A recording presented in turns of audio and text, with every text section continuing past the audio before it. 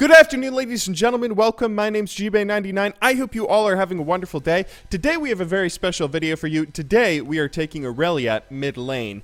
Irelia mid lane is something that's been around for a little while. It's been somewhat recently, more popular ever since Faker used it effectively in OGN or LCK, whatever they're calling the Korean League now. Faker used it in a game and used it quite effectively in a game where he was able to win, where a lot of people looked and wondered in awe, wow, that was really impressive, and it was quite impressive. Irelia mid lane, though, is something that's been around for a little while. Pretty much any dedicated Irelia player has basically tried it out a little bit. That's one thing that I feel like a lot of top laners like doing, is taking top laners that can do quite well in solo lanes mid lane, someone like a Malphite, and just sort of building damage on them, going AP Malphite mid lane instead of tank Malphite top lane. And Irelia, it's a little bit of a similar thing. When you pick Irelia mid lane, you're basically picking an assassin that's a little bit of a weird assassin, and you have the same sort of benefits with it and the same sort of disadvantages with it as you would with picking a Talon mid lane or a Yasuo mid lane or a Zed mid lane or something like that. Now, Irelia mid lane, there's a number of different things that are really good and bad about her, but I think it's definitely a really enjoyable pick. It's something that I always have a lot of fun with when I play.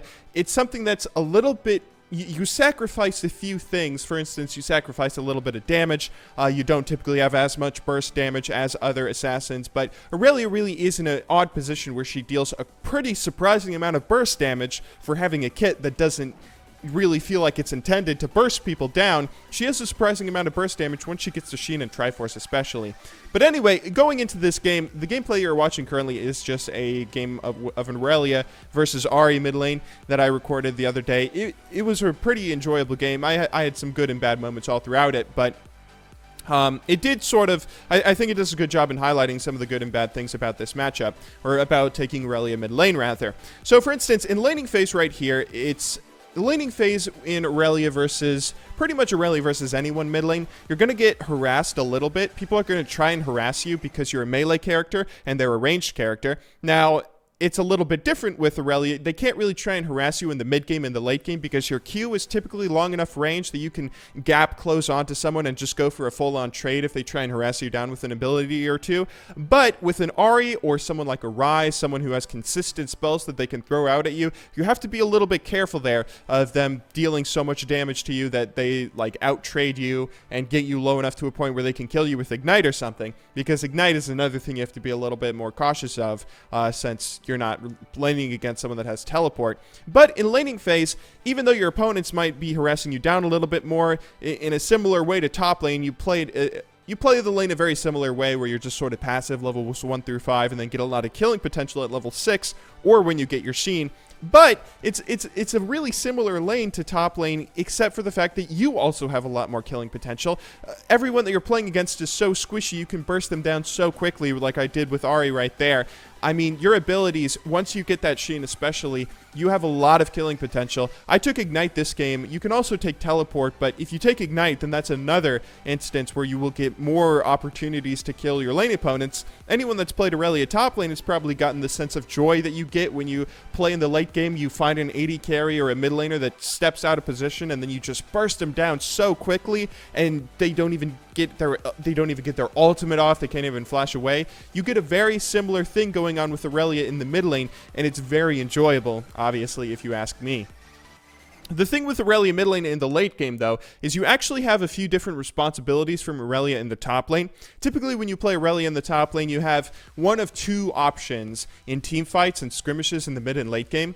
One, you can go really hard in the paint if you're trying to, like, if you've already got a few kills, you're going for, you want to go for more kills, and you've got, maybe you have a second damage item, and you think that you can really do a lot to cripple an enemy's line, especially if you can catch one of those AD carries or mid laners out of position and just go hard for kills. That's one thing that you can do with Irelia, especially with her passive where CC is reduced. You can just dive the enemy backline going for the mid laner, going for the AD carry or the top laner if it's like a Jax or something.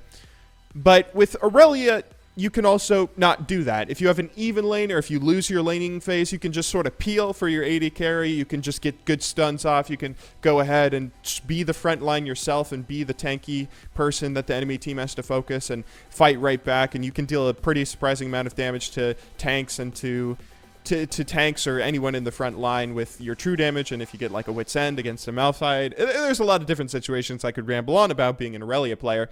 But with Irelia in the mid lane, you have a bit of a different responsibility where you kind of have to go for those kills on AD carries and mid laners.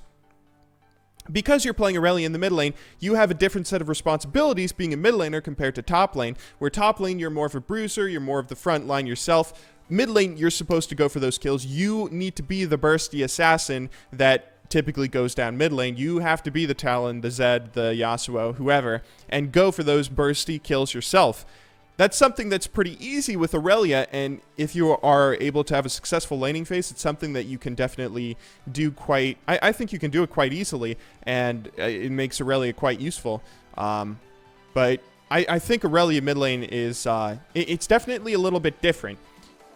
I don't even know if I can explain it. I don't know if I'm explaining this properly. It's something that's a little bit different than Irelia top lane in a lot of different ways. But it's something that I definitely think is very, very viable and very, very fun to do. You have a few small disadvantages being an assassin, and, you know, if you don't have a Rumble or Vladimir top lane, then you lose out on magic damage. And you have some small disadvantages not being a Zed or Yasuo or Talon, where you deal a little bit less bursty damage, you're a little bit more sustained damage with constant auto attacks, but I think it is something that is very fun, and I would definitely recommend to any of you who are interested in trying it to give it a whirl.